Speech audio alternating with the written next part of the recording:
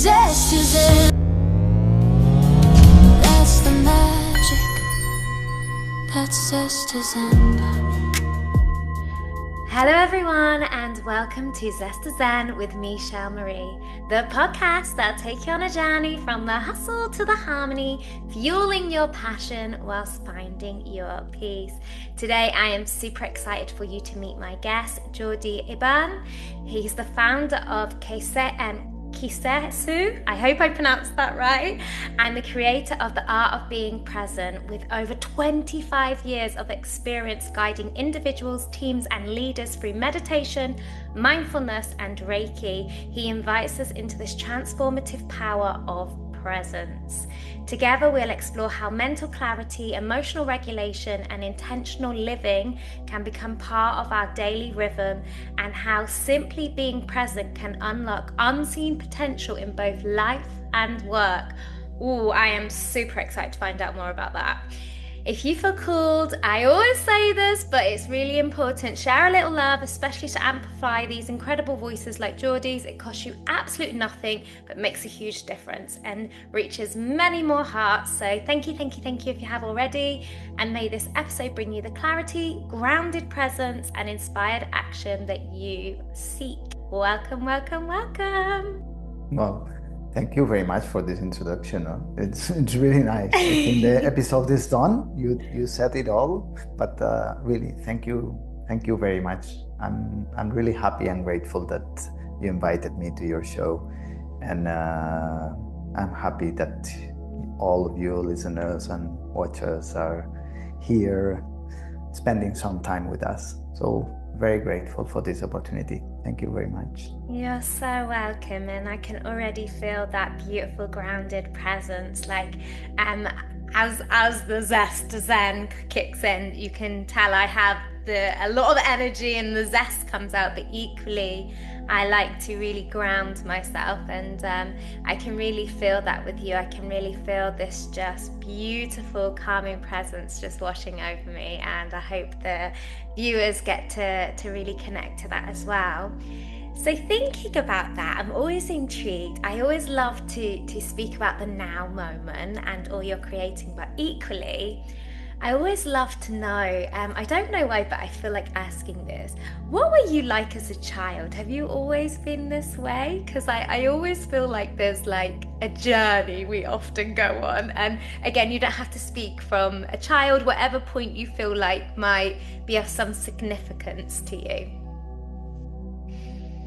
I think deep inside, I see myself more or less the same person, but if I go back to my childhood, or if you could meet my sister or my parents and you would ask them about me, they would tell you that I was a completely different kid, completely different person.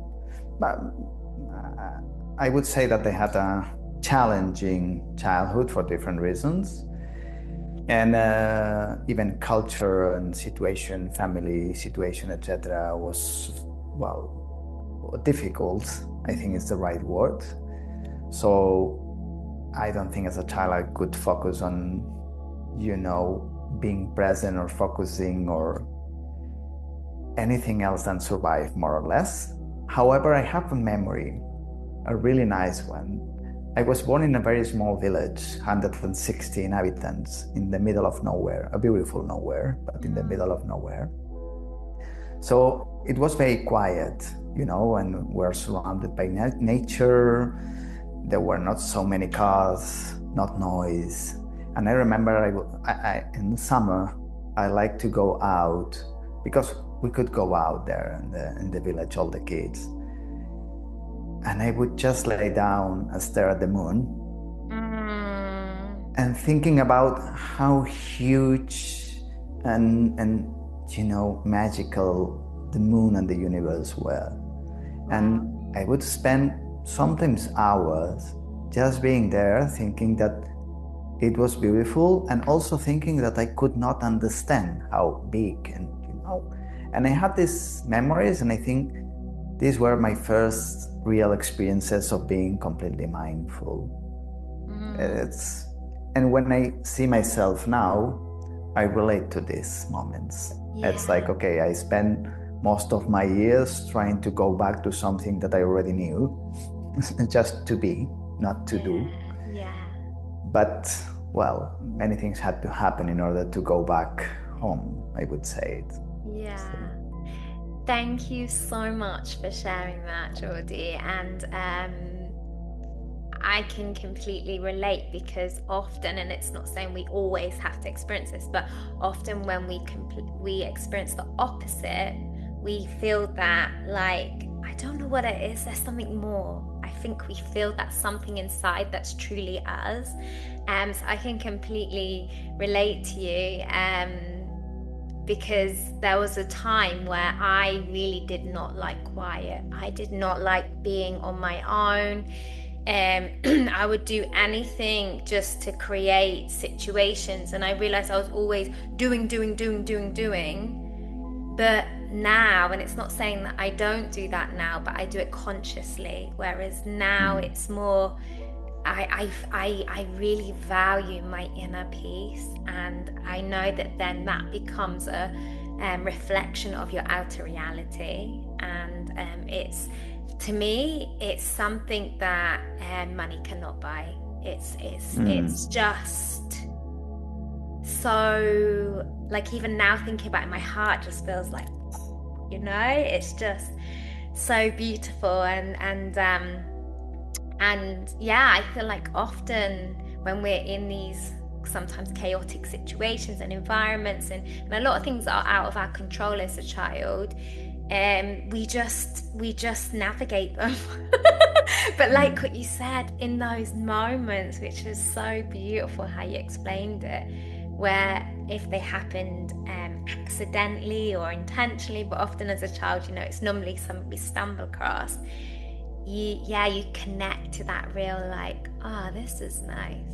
And it's beautiful. Thank you so much for sharing that.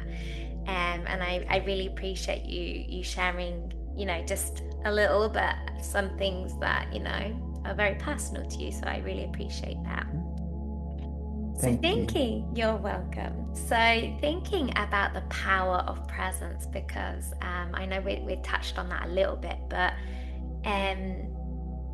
there's discovering it yourself, and like something that you do, not do, but be, when you're kind of in your own environment, or actually even in the world, because actually I would love you to touch on this, because we can always be in these little cocoons, our sacred cocoons, but actually can we still hold on to that inner peace when actually we are not in control of the environment around us and other people's reactions. So let me touch on that in a minute, but I think there's a huge, sorry, if you want to now, no, please feel free. No, because I really love that you say that, because in my world, in my practice, there's always a separation in between the practice, the spiritual world, the yoga, the meditation, the qigong, and what people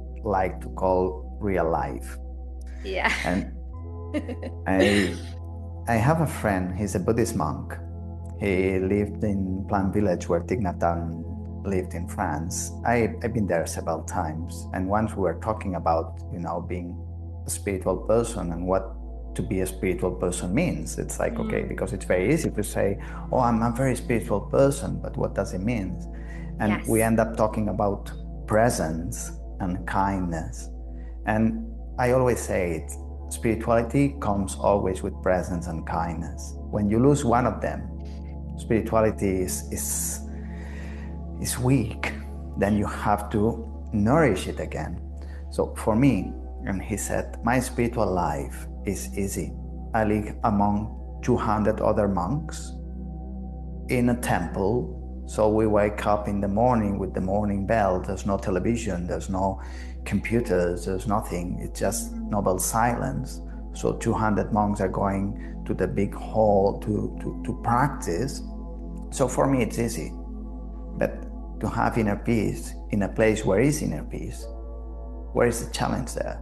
Exactly. I mean, if you live alone in the middle of the mountains, you have, your vegetables, you have your food, you have everything you need. You cannot say that you're a patient person because there's nothing challenging your patience. So in order to know that if this inner peace, this presence, this kindness is real, or is it just on your mind, you really need to be in the middle of chaos. Yes. If you want to know if you have silence inside, you need to be where the noise is. So for me, I like to build a bridge in between what people call their spiritual practice and real life. Yes. It's like, they need to meld. They need to be together because it's when the real practice happens. Yes, yes. It's like we train silent meditation, or we train any kind of meditation, not to have like big experiences during the practice, but to be able to be more present when life is telling you, I'm going to put the things a little bit spicy, let's say. Yeah. And then it's when you actually learn that your practice is giving some fruits, and it's when you can be present.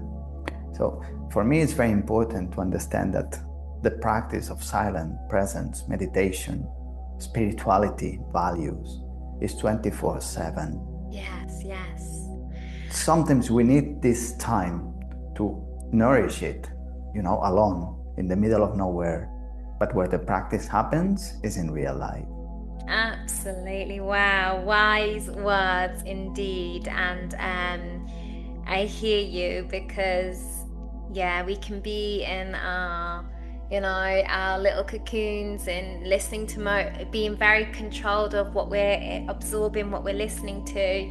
But essentially, and okay, it's not saying everyone, there's certain life choices. So for example, like the monk who has consciously picked a certain life path and choice. But I also know equally, and it's just interesting that this is coming up, because recently on another episode, my guest was talking about how the monks went into the local town or whatever. And I don't know, it's just really interesting that this is coming up now. But I agree with you, because we think we've mastered something, but we never truly master anything, because life will always give us opportunities to check. And you said that so beautifully, so I really, really appreciate that. Thank you. And so thinking about that, and people, that are in situations where maybe they're high pressurized, that they don't feel they have control of their reality. Like, what kind of words would you give them to really connect to that inner peace? And I know, again, there's so many different scenarios, but just whatever comes through. First, I would ask a question. Did we ever have control? I think it's an illusion, because the variables that we can control in our lives are a few, and the variables that we can't control, or we don't even know that they exist, are huge. So wow. I think many times we live with the idea that our life is somehow under control, but it is not. It can change like this because of political reasons, because of a virus, because of a neighbor, because of a disease, not even ours, someone that we really care about. It can change dramatically. So that makes me think, what can we actually be in control? And there is a real, for me, beautiful answer: ourselves.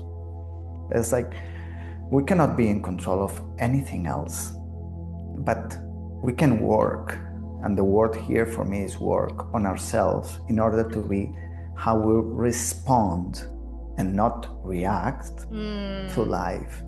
Because many times, to everyone, to absolutely everyone, to me, to you, to the neighbor, and to the Dalai Lama, things get out of control and difficult. Yes.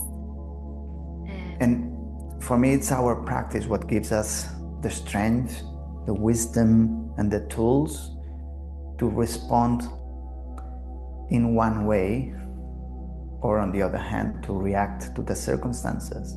But I think there's a huge difference when we choose to respond to something than when we just let, and a spontaneous reaction comes.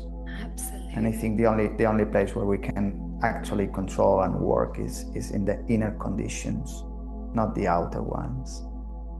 Yeah, I hear you.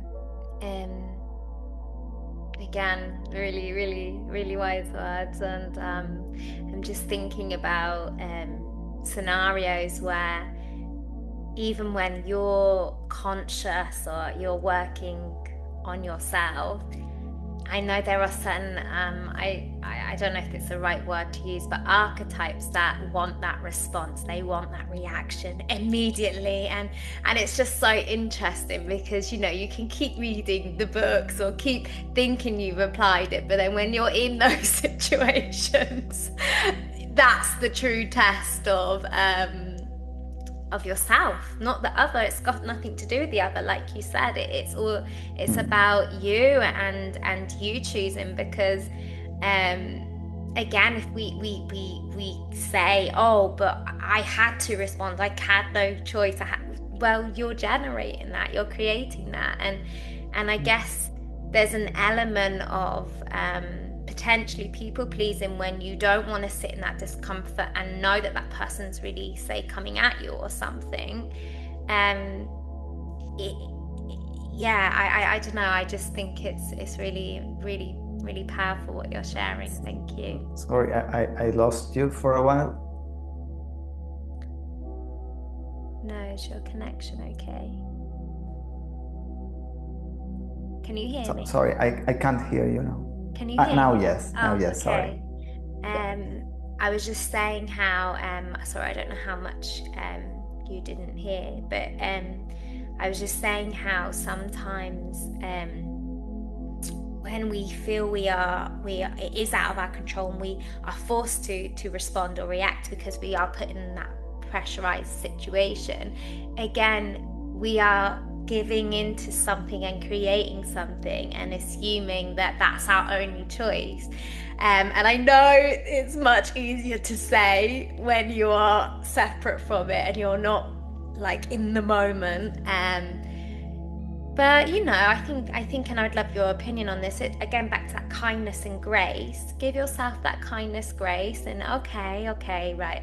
How next time can I, remain in my calmness and try to not give back almost the same energy as what might be coming at me. And I think and I believe it will come more than once as well.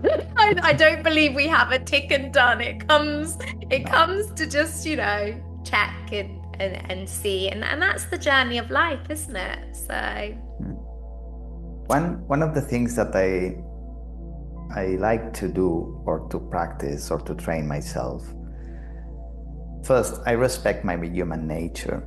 So when something or someone or whatever comes to me in a way that breaks my inner peace and makes me want to react, I respect that that's biology and natural. So if I just let myself be guided by this, I would react. And probably I would be right to react this way, but it wouldn't be good on the long term. But I respect that. So I don't want to reach the moment where I don't feel that, because I'm a person. And I mean, I'm human. I have hormones and I have some chemistry in me and it's guiding me. So when something is triggered, there is an impulse, a reaction that wants to come out. So I think I work a lot on not feeling guilty for my inner reactions. Beautiful. But I really think you're not judged but by what you feel, but what you do. I mean, it's not the same I would hit him that I hit him. There's a huge difference. Oh yeah. and I think we're allowed to feel I would hit him. But for me, it's like response is something that comes later. So one of the tricks that works a lot for me is like I give myself time. Yes. In Spanish, we use the word or the expressions, I bite my tongue to say, okay, which is means like I count to 10, but it's not counting to 10. Something is counting 2 weeks. So it's like when I feel attacked, when I feel insulted, when I feel hurt, I just give myself time because I know that what I feel right now is biased, but it's real. Yeah. It's important to understand that it's real because then you respect it. It's not like you feel or you start thinking, oh, I should not feel that, I should love her. No, wait. Now I don't love anyone. Now I just feel, anger. That's perfect. But before I open my mouth, unless it's mandatory, I let all this anger melt away. And it doesn't take 1 hour, 2 hours. Sometimes it takes, going to the mountain, going to run, write a book. Yeah. But for me, that's the difference. It's like not trying to, being perfect, and being perfect meaning not being human, because you're human and you would feel many times that you're in a situation where you feel attacked or you feel hurt. And sometimes people attack you. It's not that in your mind, but it's like in order to answer the question, what is the best response in this situation, you need time.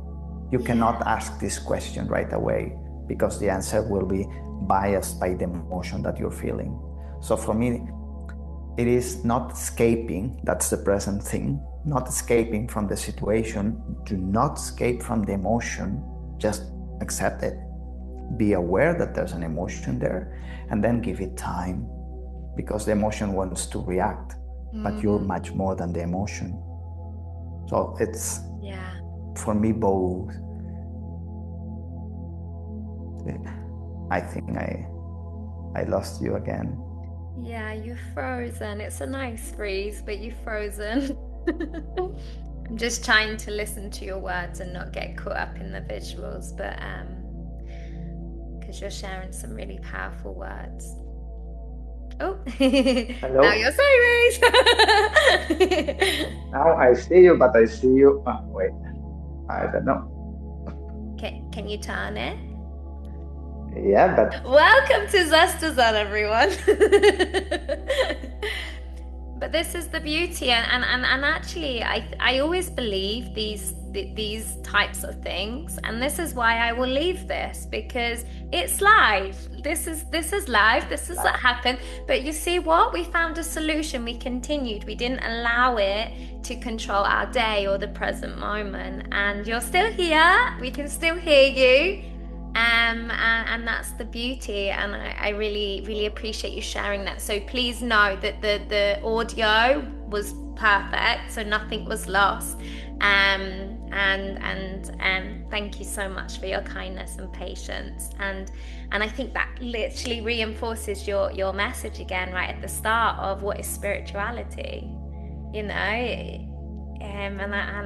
I always love how these things come back full circle. So thank you so much, Jordi. I also know that another practice is Reiki. Would you like to share a little bit about Reiki? Reiki was my first practice, and I practice Reiki daily since 25 years ago. I teach Reiki. I try to share Reiki. I love Reiki. I go to Japan once a year to learn, and I go to Japan once a year to teach the master level of Reiki. Reiki saved me, and in a very real way. I always say that when I was 20, I was lost, as many people, but I was lost, and I had something that it can be dangerous, that I didn't know that I was lost. Because, when you feel miserable or depressed, or when you feel lost, but you know it, there's a chance that you can find or look for a solution or something. Yeah. But at the time, I was really lost, trust me. And I didn't know. I thought that was life. that was it. And then, because of romantic love, I fell in love with a beautiful girl, and she was the one who talked about Reiki the first time, and she did a Reiki session on me. And I mean, when you're 19 and your girlfriend tells you, "Okay, lay down, I'll do Reiki to you," it's like, okay, Yeah. you didn't When even you're ask already questions. very confused, you're like, now what's going on? Exactly. The thing is that she didn't touch me. You can do Reiki touching or without touching. Yes, Reiki is yes. a Japanese practice which is based on the idea that we can share energy to balance things, people, animals, plants. So she did Reiki for like 40 minutes without touching me at some distance. Wow. And I felt so much love, Mm. the real love. I felt safe. I felt, there was this. And I remember thinking, okay, what is this? So things continue, and 1 year later, someone told me about a Reiki course.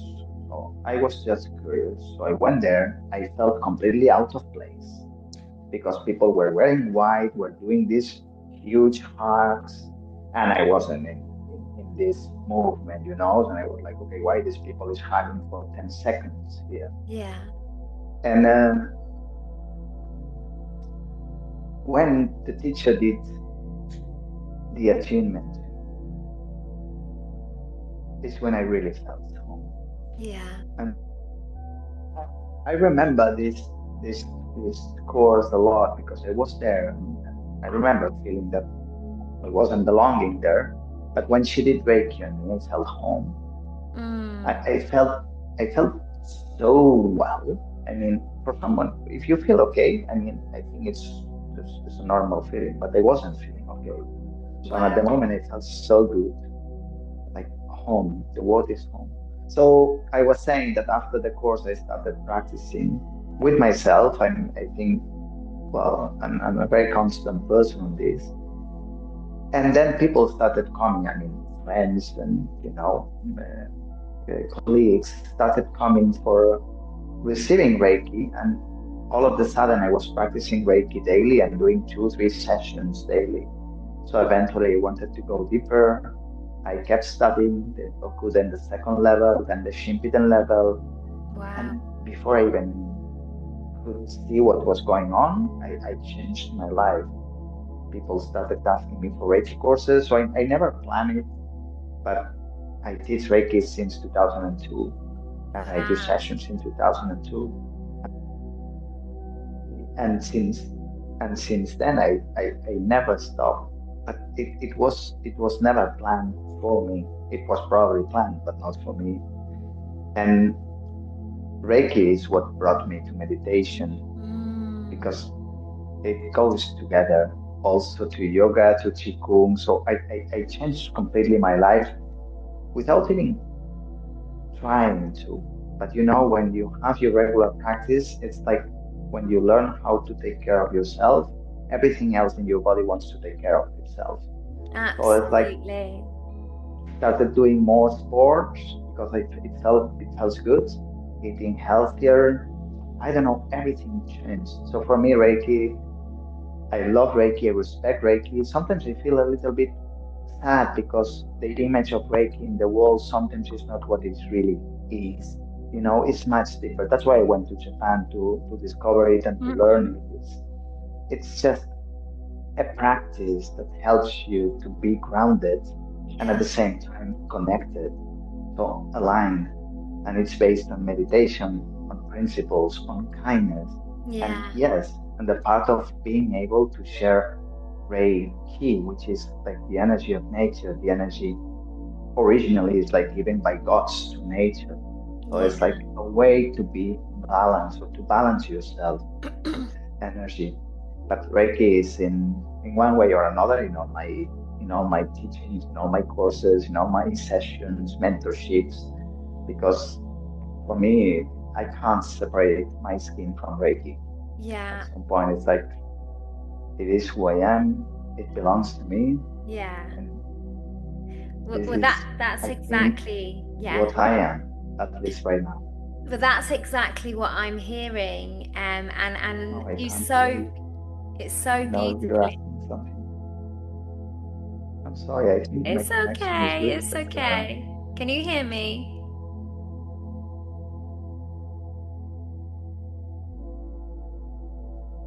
Hi, Jordi.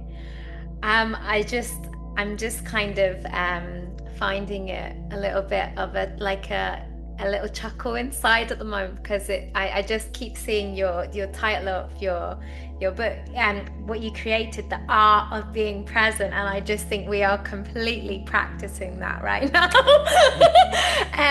So what I was trying to say is 100%, and I believe everything you've expressed prior to this point keeps literally coming back to what is spirituality. It's about, I think you said, love and kindness, Reiki, and what it's been depicted as and what it actually is. And what I hear so clearly is it's an embodiment to you, and that's with everything. People can say, oh, I'm spiritual, and it's so funny that we're talking about this because I was actually really reflecting on this morning before speaking with you, of people can say things and their actions don't align. People can do things and their words don't align. And again, it's no judgment. People are all on their own different paths.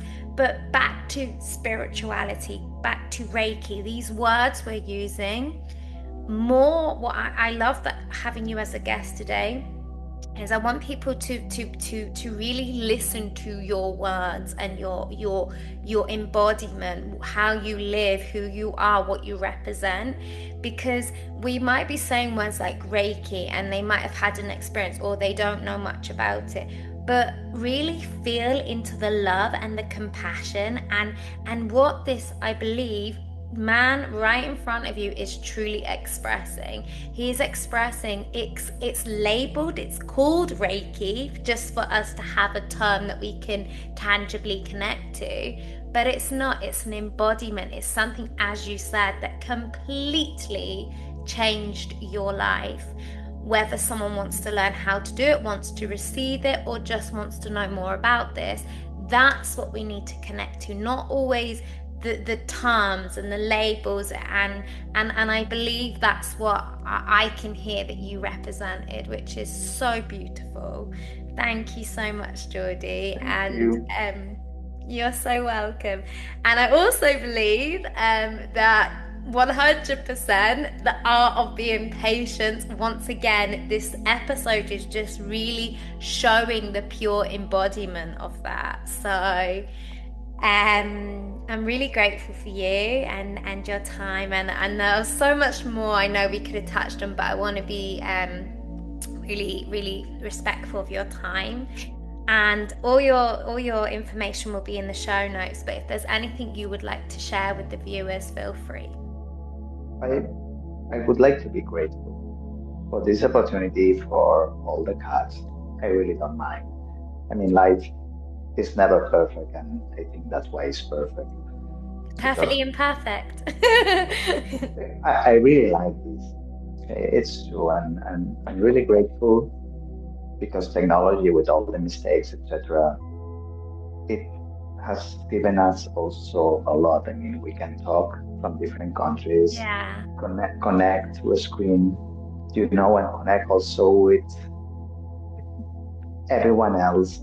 So I think we live in times of big change, but I think we have a really good chance to go back to ourselves, to connect, to reconnect, and to practice. And I would like to finish with the word joy because I always talk about, sometimes discipline or work or practice, kindness, etc. But I think when you reach a state where you make this a sweet life, it's joy what comes out. So I always recommend people to practice whatever. For me, it's like if you practice yoga from the right place, you will reach this state of joy. If you practice meditation or mindfulness or Western Reiki, Japanese Reiki, or chakra healing, if you practice regularly from the right place, it's not only inner peace, it brings joy, it brings understanding that life is beautiful the way it is. Yeah. And then it's like, this when you sleep well. But thank you, man. Thank you very, very much. I really like this. You're so welcome. And I feel like you did share some words that the viewers might need to hear, but if there's anything else, I always just say at the end, if there's anything, someone listening right now, and it doesn't have to be linked to anything we've said, just anything that comes to your mind that you feel like someone listening right now would really benefit from hearing, but I feel like you expressed it, what would you tell them? I would tell them that even if it sounds like cliche, sometimes when you're in a moment that you feel that everything became too dark, I consider myself a Taoist person, and in Taoism there's always this said: it's winter, spring, summer, autumn, winter, spring, summer, autumn, winter, and you cannot stop it. Yeah. So even if the winter is really, really, really long, spring's coming, always. Powerful words again. Wow. Really beautiful. Thank you so much, Jordi. You've been an incredible guest, and I've loved having you, and I'm so thankful for you saying yes to this opportunity and having the chance to connect with you today. Thank you so much. Thank you very much. Thank you very much. I hope we talk again. Thank you. That's the magic that Zest is in.